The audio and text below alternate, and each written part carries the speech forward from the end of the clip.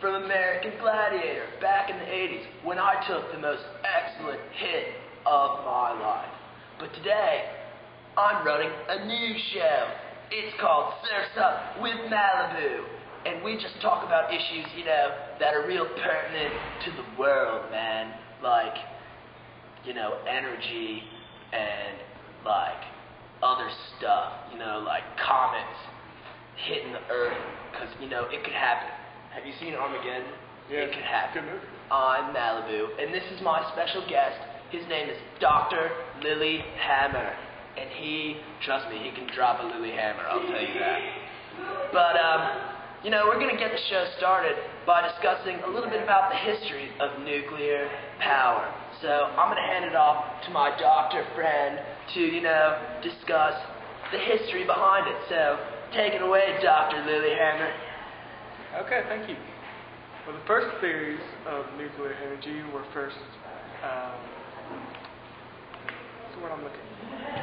were proposed by a man named Albert Einstein. Sweet.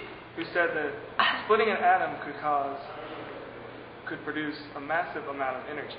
And he was right. Yeah. The first person to actually achieve this was a man by the name of Ernest Rutherford. What a total bro. Yeah, he was. Total bro. Ernest Rutherford. Yeah. So he did this way back in the day, when pops and moms were still little children. Right. But now, moving on. Thanks very much for, filling us in about, Einstein and his theories and, Ernest Rutherford, such a bro. I met him once. Really? Yeah, Malibu meets a lot of people in my line of work.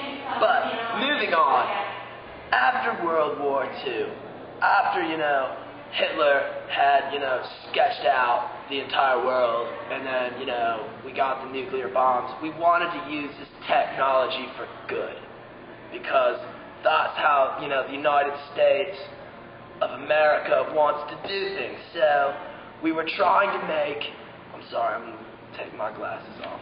We were trying to make nuclear energy that we could use for electricity and powering our homes in America. So, the way to do this is we couldn't just have one giant reaction. We had to have, it sustain throughout.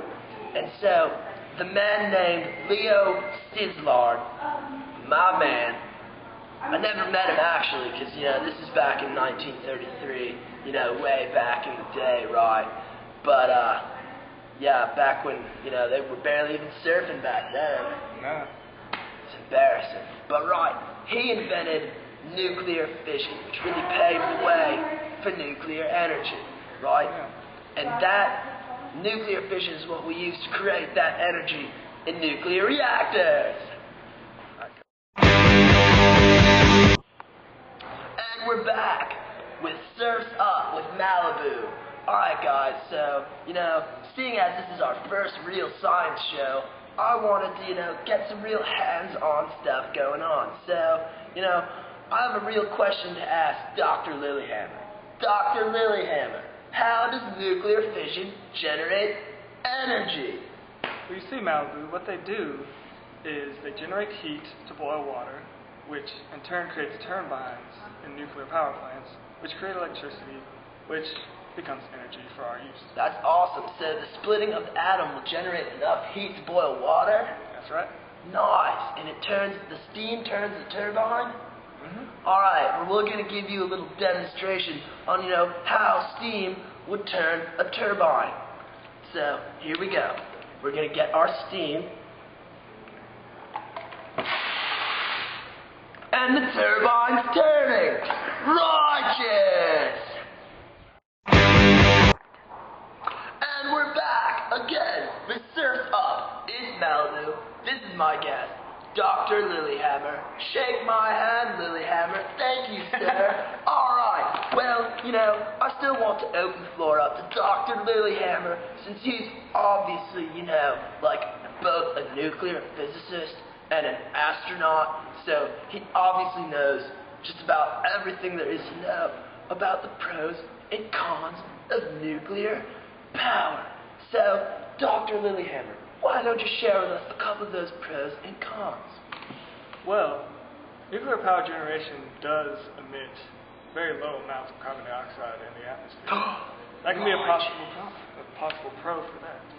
The contribution of nuclear power plants to global warming is therefore relatively small.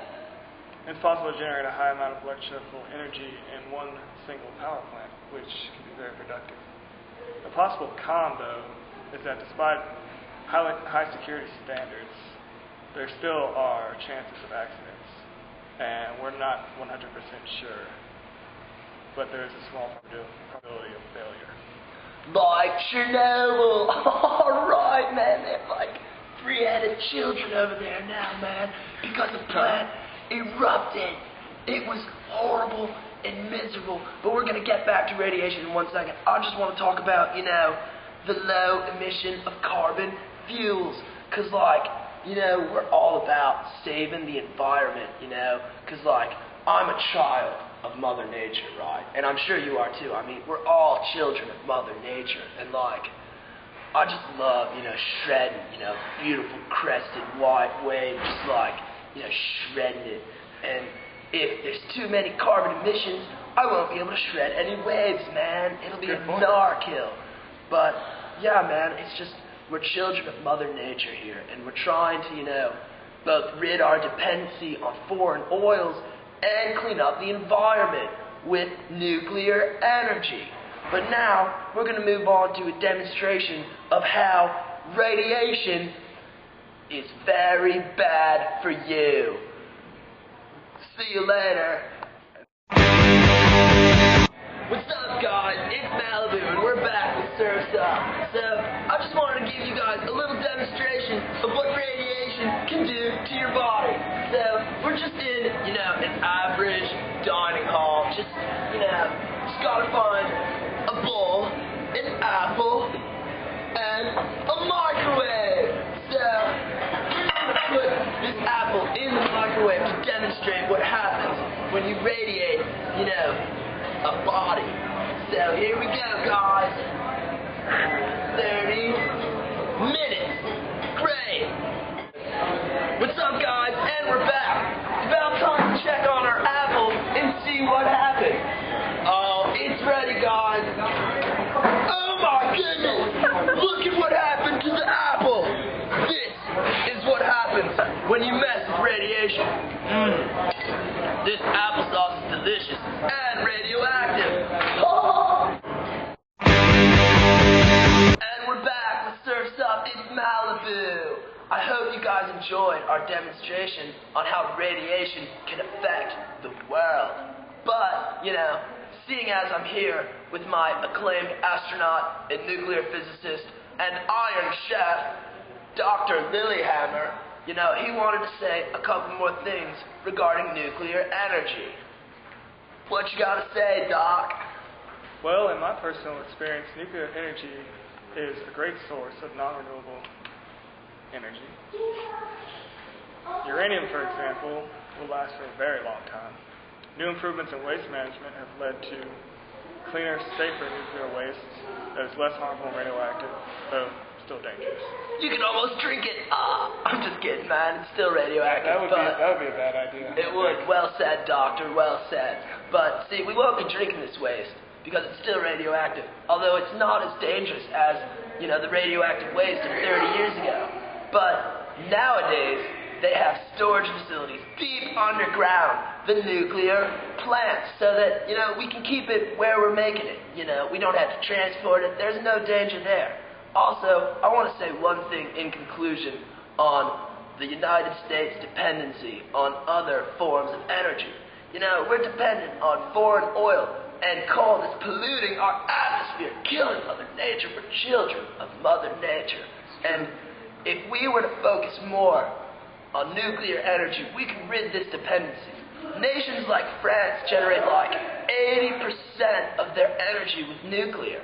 And we only use 17% of our energy with nuclear power. So, if we could build a couple more plants, maybe, hook them into the main grid, we could be super set to just shred all day long.